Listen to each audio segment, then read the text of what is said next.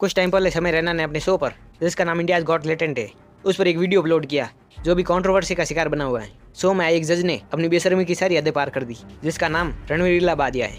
रणवीर ने सामने खड़े एक लड़के से कहा, I have another question. Yes. Would you rather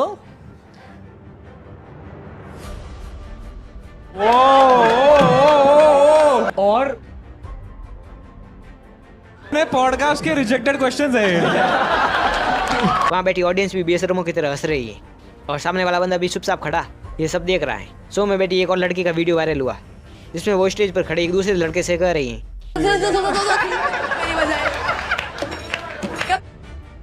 वहाँ से निकलने के बाद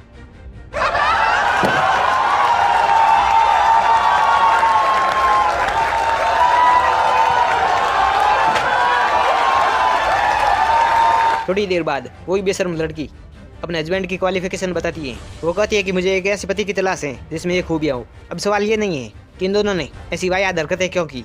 अब सवाल ये है कि क्या हम डार्क कॉमेडी के नाम पर किसी को कुछ भी कर सकते हैं? क्यों आज के टाइम पर लोग ऐसे वीडियो देखना पसंद करते हैं जिसमें गाली गलौज हो रही हो? क्या इंडिया में ऐसे शो को बैन कर देना चाहिए या नहीं? आइए जानने की कोशिश करते हैं आज के इस वीडियो में। देखो, कॉमेडी के जरिए लोगों को हंसाया जाता है, लेकिन आज के टाइम पर कॉमेडी की भी अलग अलग वैरायटी हो गई है। एक होती है स्टैंड अप कॉमेडी। इसमें कोई इंसान अपनी ज़िंदगी से जुड़े जोक सुनाता है और जो उसने अपनी ज़िंदगी में एक्सपीरियंस किया होता है वो उसको मजाक के अंदाज में सुनाता है। एग्जाम्पल के लिए जो जाकिर खान कॉमेडी करते हैं वो स्टैंड अप कॉमेडी होती है। दूसरी होती है स्लैपस्टिक कॉमेडी। इसमें फिजिकल कॉमेडी होती है जिसमें एक्शन, फॉल्स और स्टंट के जरिए कॉमेडी की जाती है। एग्जाम्पल के लिए मिस्टर बीन। तीसरी होती है पैरोडी।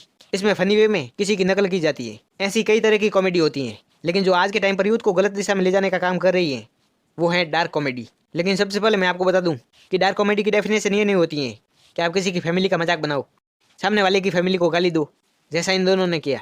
अब आप लोग कहोगे कि तो भाई डार्क कॉमेडी कहते किसे हैं? देखो, डार्क कॉमेडी को कई तरह से परिभाषित किया जा सकता है।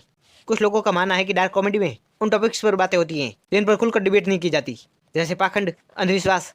कुछ लोगों का मानना है कि डार्क कॉमेडी डर और स्ट्रेस को हंसी के जरिए बाहर निकालने का काम करती है। इसमें लोग डरावने टॉपिक्स को मजाक के अंदाज में बदलते हैं। हिंदी में एक शब्द है व्यंग्य, जिसे लोग सार्केज्म भी कहते हैं। ये भी डार्क कॉमेडी से जुड़ा है, लेकिन इसमें भी गाली गलौज नहीं होती है। इसमें ऐसी कॉमेडी की जाती है, यानी बातें बोली जाती हैं जो सामने वाले को सोचने पर मजबूर करती हैं कि यहाँ पर मुझे हंसना है या मेरी बेइज्जती हुई है।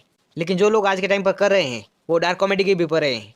लोग डार्क कॉमेडी का टैग तो लगा देते हैं, लेकिन इसमें कॉमेडी भयंकर लेवल की होती है। पिछले कुछ टाइम से लोग सोशल मीडिया पर इस फील्ड में ज़्यादा आ रहे हैं।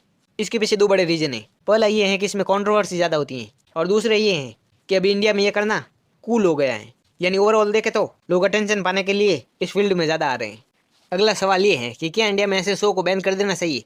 तो जवाब है नहीं, क्योंकि बॉलीवुड की इतनी गंदी मूवीज़ के लिए बॉलीवुड बैन नहीं हुआ, तो इस वीडियो के लिए ये शो भी बैन नहीं होना चाहिए।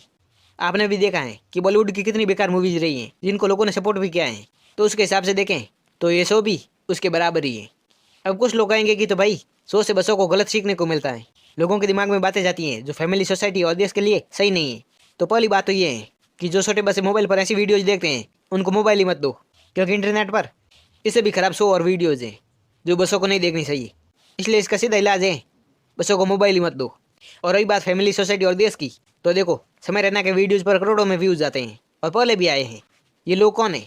ये हमारे देश के लोग हैं, कोई बाहर के देश के लोग नहीं हैं। होंगे भी तो बहुत कम होंगे। लोगों को खुद मज़ा आ रहा है ऐसे शो देखने में, तो आप लोग ऐसे कितने शो बंद करवा दोगे? जब तक लोगों में समझ नहीं होगी तब तक ऐसे हज़ारों शो आते रहेंगे, और जिस दिन समझ आ गई तब ऐसे शो बिना बैन हुए बंद हो जाएंगे। हकीकत तो ये भी है कि शो में जितनी लिमिट समय रैना क्रॉस नहीं करता, उससे ज़्यादा तो साइड में बैठे हुए जज करते हैं। पता नहीं इनको जज किसने बना दिया। इंडिया में ऐसा कोई नहीं है जो गाली नहीं देता है। कोई कम देता है, कोई ज़्यादा देता है, और कोई इन बेशर्मों की तरह हद पार ही कर देता है। सुना था कि बड़े लोगों के पास बैठने से सोच बदल जाती हैं, लेकिन इस नालायक की हरकतें अभी तक वैसी की वैसी हैं। सबकी अलग राय होती है। आपका ओपिनियन क्या है? कमेंट करके बताना।